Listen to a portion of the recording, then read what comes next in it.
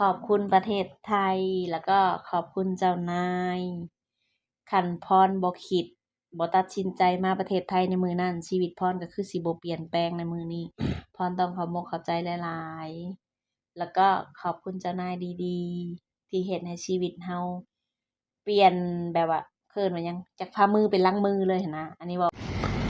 กราบสวัสดีสบายดีพ่อแม่พี่น้องมื้อนี้สิมาถามความรู้สึกสาวลาวเนาะนั่นก็คือแฟนบ่าวสมัยเองเนาะสิมาถามเพิ่นว่าจากใจเพิ่นเนาะเป็นหยังเพิ่นจังอยากเอาลูกเมื่อเลี้ยงอยู่บ้านเมื่อป้าไว้อยู่บ้านเนาะสบายดี สวัสดีเป็นหยังบ่คือแบบว่าคิดอีหยังหลายๆอย่างหั้นนะตอนรอบแรกก็ว่าสิเอามาเลี้ยงอยู่ไทยแต่คือแบบว่าเฮ็ดงานไปนำเลี้ยงลูกไปนำมันก็บ่ได้เพราะหยังบ้านมันเป็นบ้าน6ชั้น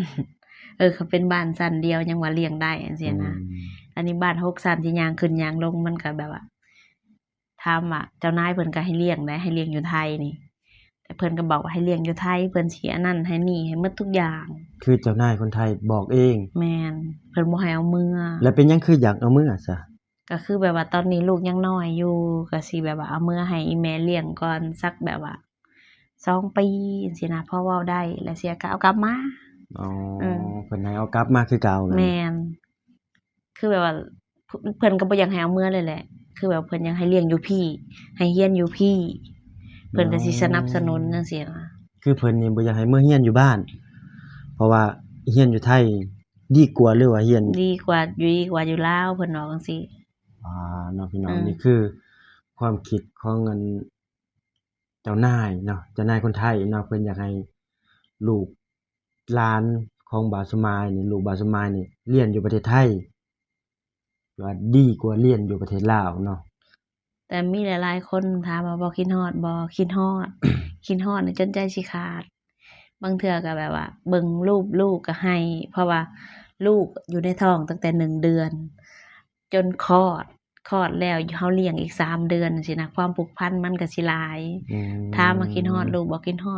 ดจนใจสิขาดเห็นกลับเมื่อแล้วเป็นหยังคืออยากพร้าวแต่อยากกลับลงมาประเทศไทยนี่นะมันอยู่บ่ได้บ่อยู่บ้านหรือว่าอยู่บ้านอยู่บ่ได้หรือว่าคิดฮอดประเทศไทยมากกว่าบ้านตัวเองแบบนี้ถามว่าเป็นหยังคือเมื่อแล้วคือฟ้าวลงมาคือแบบว่าลางานอาทิตย์หนึ่งก็คือแบบว่าเคิ้นไว้หยังอะเฮาเมื่อฉุกเฉินเว้าง่ายๆคือเฮาเมื่อฉุกเฉินปกติเพิ่นก็สิให้เมื่อปีหนึ่ง15มื้อแต่ว่าอันนี้ฉุกเฉินเมื่อฉุกเฉินนี่คือเมื่อเฮ็ดหยังเมื่อฉุกเฉินนี่เมื่อแต่งดอง เมื่อแต่งดองแม่นเมื่อแต่งดองและเมื่อส่งลูกเลย ส่งลูกเลยแม่นนี่คือเอาความลำบากไว้ให้พ่อกับแม่เนาะพี่น้องเนาะนี่เนาะชาวลาววันนี้เด้อพี่น้องเนาะเนาะข้อยบ่ได้เอาความลำบากมาให้ลาว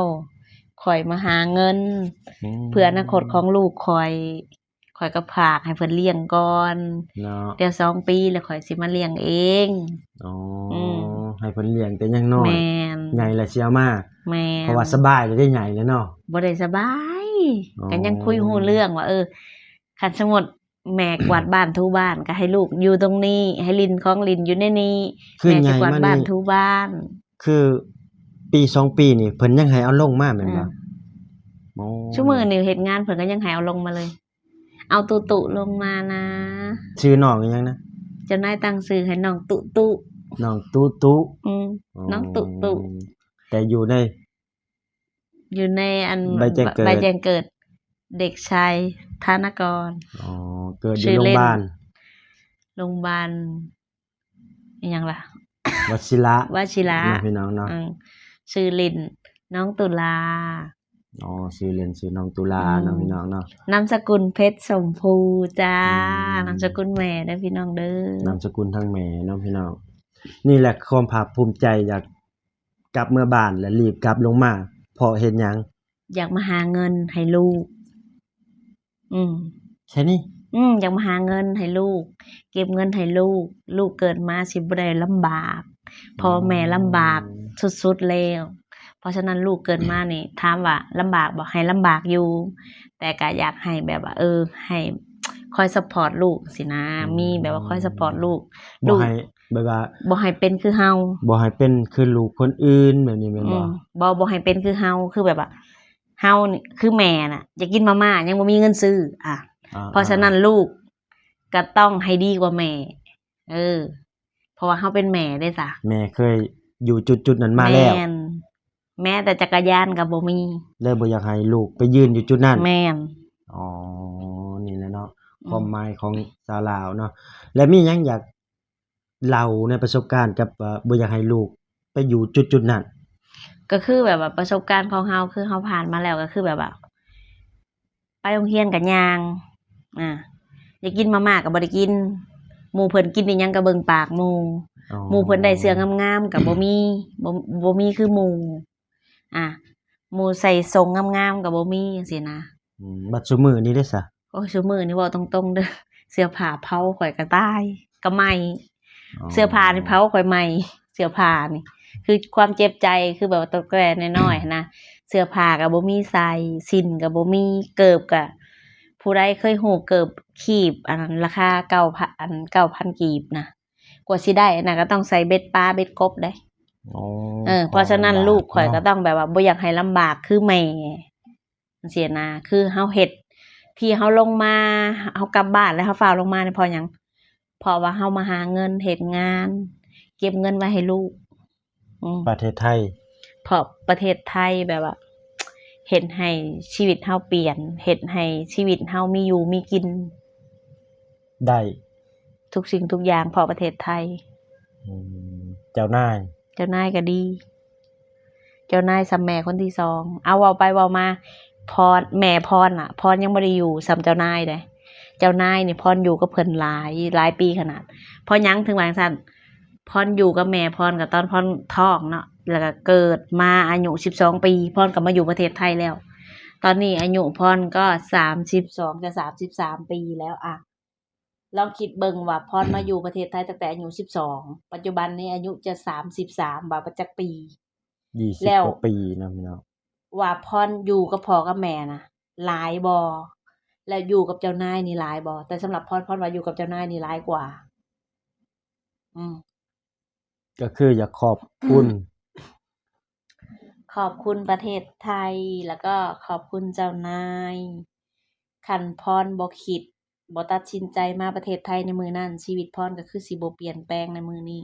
พรต้องขอบขอบใจหลายๆแล้วก็ขอบคุณเจ้านายดีๆที่เฮ็ดให้ชีวิตเฮาเปลี่ยนแบบว่าเอิ้นว่าหยังจากฝ่ามือเป็นหลังมือเลยหั้นนะอันนี้เว้าจากความเป็นจริงคือจากที่แบบว่าสิว่าบ่มีก็แม่นสิว่าทุกข์ที่สุดก็แม่นสินะทุกข์จนบ่มีสิกินทุกข์น่ะมีกินแต่ว่าทุกข์จนแบบว่ายอมรับได้ว่าครอบครัวน่ะทุกข์ยากแต่ว่าบ่อึดข้าวอึดน้ำแต่ว่าทุกข์เรื่องทุกข์นี่ทุกข์แท้ทุกข์ว่าทุกข์จนแบบว่าใส่เสื้อก็ใส่เสื้อขาดๆสิ้นก็สิ้นขาดๆเกิบก็บางเทื่อก็เอาอิหยังนะเอาเสือกฟางน่ะสอดเข้าไปหั้นนะแล้วก็มัดเอาย้อนความลำบากความทุ เนาะ กข์ก็เลยแบบว่าในเมื่อลูกเฮาเกิดมาก็บ่อยากให้ลูกเฮาเป็นแบบคือเฮาสินะถามว่าสอนลูกให้ลำบากดีบ่ดีแต่ว่าสมัยนี้มันก็สมัยใหม่เนาะมันคือสมัยคือจังสมัยเฮาเกิดน่ะบ่ได้ใช้แผ่นผอกแผ่นเพิดแม่นบ่บ่ได้กินนอกกินนมสมัยพรเกิดมาน่ะบ่ได้กินนมเลยได้แต่ลูกพรเกิดมาปุ๊บนี่ใช้เงินเลยถามว่าใช้เงินจังได๋แผ่นเพิดกระดาษทิชชู่กระดาษเปียกนู่นนี่นั่นน่ะใส่แต่เงินเนาะมันถามว่ามันเปรียบเทียบกันบ่ได้คือแบบว่า20 ปีขึ้นหลังเนาะมันต้องว่าจังซี่เนาะ20 ปีขึ้นหลังกับปัจจุบันเนี่ยมันปัจจุบันนี่คือเขาว่ามีลูกมันต้องมีเงินถ้าบ่มีเงินก็ลำบากก็เรื่องจริงเด้พรกลับบ้าน6มื้อพรสิเว้าให้ฟังพรใช้เงินคือแบบของทุกอย่างมันแพงอีหลีค่าของชีพแพงอยู่บ้านเนาะของแพงสุดๆเลยคือถามว่าซุมื้อนี้คิดฮอดลูกบ่คิดฮอดนอนซุมื้อนี่ก็กอดผ้าอ้อมกอดผ้าห่มเพิ่นนอนกอดซุมื้อพี่น้องบ่เคยจากแบบว่าบางมื้อก็ให้เด้ให้คิดฮอดลูกเบิ่งรูปก็ให้พอซุมื้อนี้ยิ่งกระเต็กลูกยิ่งเป็นตาซังซุมื้อนี้ นี่แหละครับสิ่งที่สาวลาวอยากระบายความในใจเนาะสิ่งที่ได้จากประเทศไทยได้จากนายจ้างไทยบ้านหลังที่2ก็คือประเทศไทยเนาะเฮาก็สิมาแบบว่าขอบมุกขอบคุณประเทศไทยที่เฮ็ดให้ชีวิตของแรงงานทุกคนถือว่าบ่แม่นแต่เฉพาะเฮาเนาะคนลาวทุกคนที่มาอาศัยอยู่ในประเทศไทยเฮ็ดงานในประเทศไทย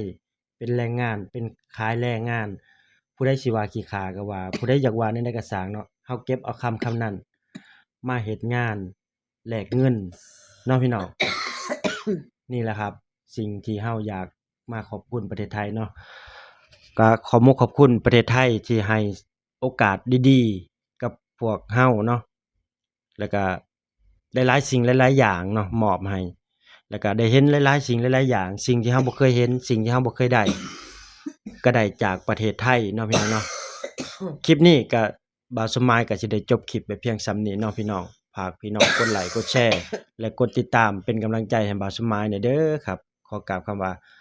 สบายดีและสวัสดีครับผม